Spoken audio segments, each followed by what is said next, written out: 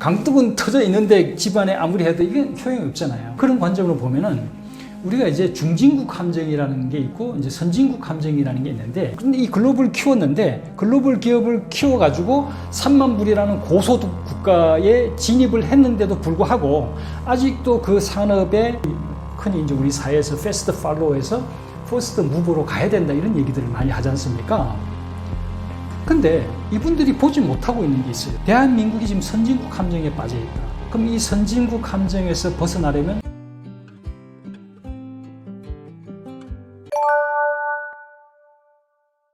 아까 제가 강둑 문제를 얘기했잖아요. 물이 범람을 하면 강둑부터 막고 그 다음에 집안에 들어오는 물을 퍼내고 뭐 해야지, 강둑은 터져 있는데 집안에 아무리 해도 이건 효용이 없잖아요.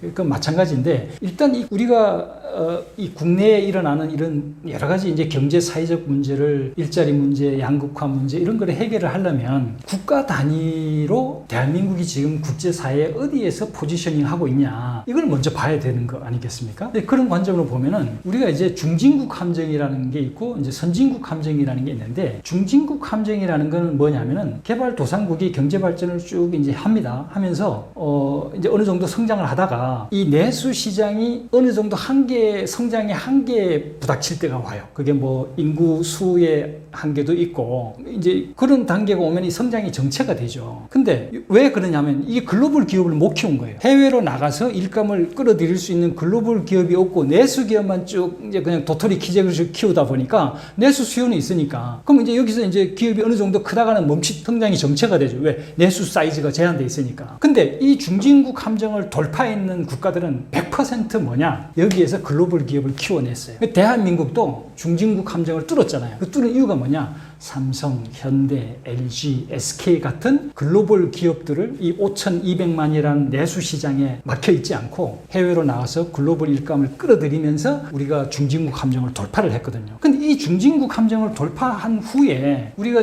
지금 한 3만 불이 넘은 게 거의 한 11년 전이거든요. 2012년, 13년쯤 되는데 거의 11년째 지금 3만 불 벽을 뛰어넘지 못하고 있잖아요. 그럼 이게 뭐냐? 이게 선진국 함정이에요. 그러니까 중진국 함정은 글로벌 기업을 키우지 못해가지고 내수 시장이 이제 정체가 되면은 거기서 스톱이 되는 게 중진국 함정인데, 선진국 함정은 글로벌 기업을 키웠어. 근데 이 글로벌 키웠는데 글로벌 기업을 키워가지고 3만 불이라는 고소득 국가에 진입을 했는데도 불구하고 아직도 그 산업의 구조가 후발국하고 경쟁 구도에 놓여 있는. 그러면 금방 우리가 와닿죠. 중국이라는 국가하고 지금 우리가 경쟁을 하고 있죠. 그렇지만 선진국을 가만히 들여다보면 전통적인 선진국들을 보면은 중국하고 다 이렇게 다이다이로 경쟁하는 구도가 아니라는 거죠. 그런데 대한민국이 선진국 고소득 국가에 진입한 이후에 중국이 갑자기 경쟁자로 등장하면서 우리의 주력 산업 구도가 전부 다 중국하고 경쟁 구도에 맺힌다는 거죠. 그럼 여기서는 더 이상 성장할 수가 없어요. 그럼 이게 무슨 소리냐? 대한민국이 지금 선진국 함정에 빠져 있다. 그럼 이 선진국 함정에서 벗어나려면 빨리 후발 국가의 경쟁 구도에서 벗어나야 된다. 근데 지금 우리 사회는 보면 초격차만이 살 길이다.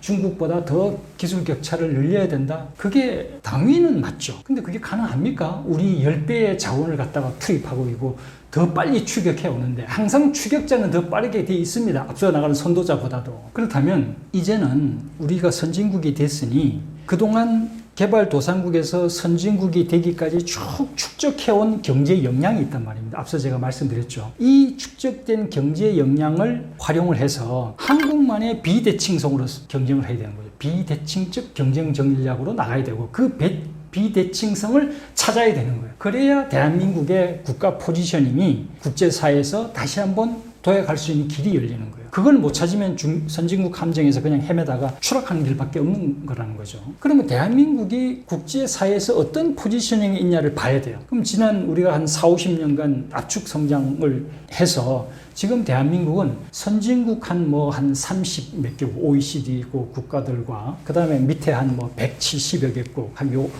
요 중간 경계에 딱 위치를 하고 있는 경계 국가라는 거죠. 그럼 이 경계 국가의 의미는 뭐냐면은 기술로 봐도 이 경계에 있는 거예요. 우리가 원천 기술, 기초 기술 이런 아주 최고급 기술도 어느 정도 가지고 있고 또 이 밑에 이제 극빈국, 저개발국, 개도국, 중진국, 선진국이잖아요. 이 밑에 중진국 이하의 필요로 하는 기술도 우리는 다 가지고 있다는 거죠. 그렇죠? 그렇다면 이 경계 국가에서의 국제사회가 대한민국을 보는 관점은 뭐냐? 개발도상국이 우리를 보는 관점하고 선진국이 우리를 보는 관점은 다릅니다. 개발도상국은 대한민국이 가지고 있는 아주 다양한 업종의 포트폴리오와 기술 포트폴리오를 굉장히 높이 사요. 왜? 우리는 아주 섬유산업, 경공업부터 중공업, 첨단산업까지 다 있으니까. 근데 선진국은 우리를 또 어떻게 보냐면은 저 나라는 아주 원천 기술, 이런 신기술을 굉장히 빨리 상용화하는 이 패스트 팔로워로서의 아주 독보적인 경쟁력을 가지고 있다고 보는 거예요. 그럼 이 얘기는 우리가 이제 패스트 팔로우라고 하면은 흔히 이제 우리 사회에서 패스트 팔로우에서 퍼스트 무브로 가야 된다 이런 얘기들을 많이 하지 않습니까? 근데 이분들이 보지 못하고 있는 게 있어요. 이게 뭐냐면 패스트 팔로우는 모든 개발도상국들이 똑같이 합니다. 그렇다고 해서 모든 나라가 대한민국 같이 패스트 팔로우에 성공해서 압축 성장을 하느냐? 그건 아닌 거예요. 그러면 모든 나라가 패스트 팔로우를 했지만 대한민국이 압축 성장에 성공했다는 것은 대한민국이 패스트 팔로우의 성공 모델인 거예요. 그럼 이 대한민국의 패스트 팔로우라는 건 무슨 의미를 가졌냐 하면은 단순히 카피캣을 하는 게 아니에요. 선진국 기술을 카피캣하는 그 차원이 아니라 그 선진국 기술을 들여와서 이 기술을 숙성시키는 거예요. 그 다음에 범용화를 이끄는 거죠. 그럼 대한민국의 패스트 팔로우 그 과정은 선진국에서 새로 나온 기술들을 숙성시키고 완성시키는 과정이고 세계의 이 기술의 범용화를 이끄는 과정인 거예요. 이걸 우리는 이제 상용화라고 하죠. 그럼 대한민국은 독보적인 상용화 역량을 가지고 있단 말이에요. 이것 때문에 우리가 압축 성장을 했단 말이에요. 선진국은 이걸 높이 산단 말이에요. 근데 지금 대한민국은 뭘 하고 있느냐? 우리보다 원가 우위가 있는 개발도상국하고는 경쟁을 하고 있고 더 싼 제품 만들려고 경쟁하고 있고 또 우리의 그런 상용화 R&D 역량을 높이 사는 선진국하고는 파트너십을 해서 할 생각은 안 하고 그 나라의 원천 기술을 추격하겠다고. 사실 선도자라고 하면서도 그 선도자가 뭘 해야 되냐고 내용을 그분한테 물어보면은 이 양반이 하는 얘기가 또 추격을 하자는 거거든. 지금 우리 뭐 반도체다, 항공이다, 바이오다, 우주다 이런 지금 소위 첨단 산업이라 하는 것들이 다 우리나라가 처음 하는 겁니까? 다 지금 앞서가는 미국이나 이런 선진국들이 하고 있는 거 지금 추격하자는 거잖아요. 그러면 그걸 선도자 전략이라고 하는 거야. 아주 우리 이 오피니언 리더들의 사고가 너무 과거 우리 경제 성장 팽창기에 과거 경제관에 빠져 있다. 저는 대한민국의 저성장을 하는 가장 근본이 뭐냐? 이 소위 정책 위반을 하는 국가의 리더들, 학계, 이 석학들 이런 양반들이 이 생각의 틀을 깨지 못하고 있다. 국제사회에서 대한민국의 위치를 제대로 보지 못하고 있다. 이제 이게 가장 이제 큰 문제라고 하죠. 그러면 이런 경계 국가에 아주 이런 다른 나라가 갖지 않는 이 선진국과 개발도상국이 모두가 원하는 그 기대치를 사업화시킬 수 있는 거예요. 그게 뭐냐? 기술 브릿징 역할. 지금 보세요. 미국이 우리한테 조선을 재건해달라고 했잖아요. 근데 미국은 선진국이잖아요. 근데 그 선진국이 대한민국의 주력 산업, 전통 산업을 필요로 하네? 그 기술을? 근데 미국만 우리한테 조선 산업을 재건해달라 하느냐? 아니거든요. 사우디도 우리 보고 조선 산업 만들어달라. 인도도 우리 보고 조선산업 만들어달라. 베트남도 우리 보고 조선산업 만들어달라. 폴란드 우리 보고 방산 뭐 해달라. 미국도 지금 우리 방산 또 파트너십을 얘기를 하고 있잖아요. 기술 브릿징을 할 수 있는 역할이다. 즉 최첨단 기술과 상용화와 그 다음에 이 밑단에 있는 이 아주 저급 기술, 중급 기술, 저위, 중위, 고위 기술까지 다 가지고 있는 이 대한민국이 자기네들한테 필요한 기술을 제공할 수 있는 유일한 나라인 거예요. 이 선진국과 개발도상국의 기술 브릿징 역할을 하면은 우리는 선진국과 원천 기술을 경쟁 안 해도 되고 미국이 우리보다가 10배, 100배 더 많은 R&D 투자를 하는데 우리가 무슨 재주로 그걸 따라갑니까? 또 중국이 우리보다 10배, 100배 더 많은 R&D 인력으로 원천 기술을 드라이브 하는데 우리가 무슨 재주로 그걸 따라갑니까? 그걸 경쟁할 게 아니라 우리만의 비대칭성으로 양쪽 모두가 필요한 존재, 즉 기술 브릿징 역할을 하면 우리가 성장할 수 있는, 편승 성장할 수 있는 기회가 열린다. 그럼 아까 이제 제가 현장 일감, 본사 일감 얘기를 했는데 이 일감으로 나누어지는 게 뭐예요? 기술 브릿징 역할이잖아요. 이 기술 브릿징 역할을 하게 되면 대한민국 전체가 뭐가 돼요? 글로벌 산업의 수도가 되는 거예요. 우리가 조선 산업 수도는 거제도잖아요. 그 다음에 뭐 자동차는 울산이고